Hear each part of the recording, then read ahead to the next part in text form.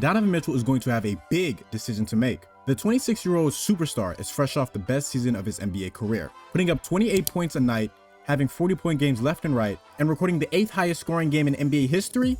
Mitchell earned his first All-NBA nod. The Cavaliers were electric with Donovan's arrival and won 51 games this past season.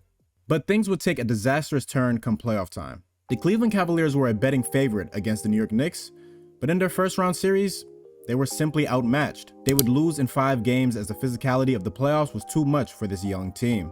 And with the loss came rumors. All right, there's some buzz about Donovan Mitchell to the Knicks again. He doesn't believe that Donovan Mitchell, after what happened last year in Cleveland, where they had a great first year together, is long to stay with the Cleveland Cavaliers. But just wanted to give you a chance to kind of elaborate a little bit more. What do you think Donovan Mitchell's future is with the Cavs? Over the course of this offseason, there have been a lot of talks about a path for Donovan Mitchell to the New York Knicks. Just enough for it to be an interesting conversation.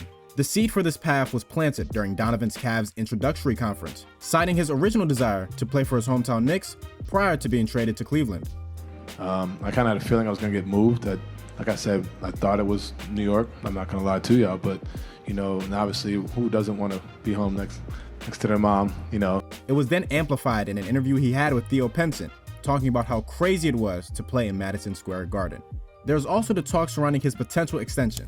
Donovan has just 2 years left on his contract, but no talks about his extension have come about. With players like Jaylen Brown and Anthony Davis signing historic contracts, it's a little worrisome that Donovan hasn't followed suit. So what do I believe Donovan Mitchell will do? Well, there's 3 options here for Donovan. The first option is the obvious. He could just stay with the Cleveland Cavaliers. The Cleveland Cavaliers have one of the best young cores with Darius Garland, Evan Mobley, and Jarrett Allen.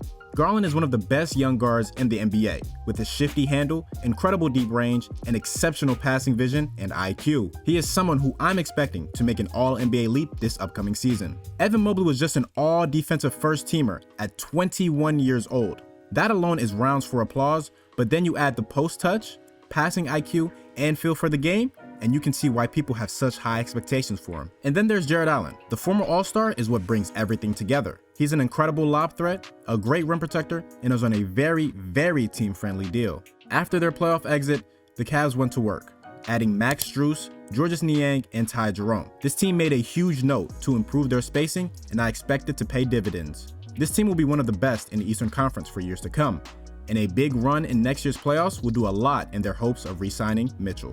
Option 2 for Mitchell is of course returning home. Mitchell was born in New York, he's a big Mets fan, and has huge ties to a lot of Knicks players. What makes this even more doable is the current contract situation that the Knicks have. It just so happens that when Donovan Mitchell becomes a free agent, Jalen Brunson and Julius Randle will also be free agents. As long as the Knicks don't bring on any long-term deals, they could theoretically sign Donovan Mitchell, bring back, say, Jalen Brunson, and let Randle walk, or use his potential signing as a sign-and-trade opportunity to improve their depth. You could also look to trade RJ Barrett or keep him if you want and have a formidable squad that could wreak havoc on the Eastern Conference.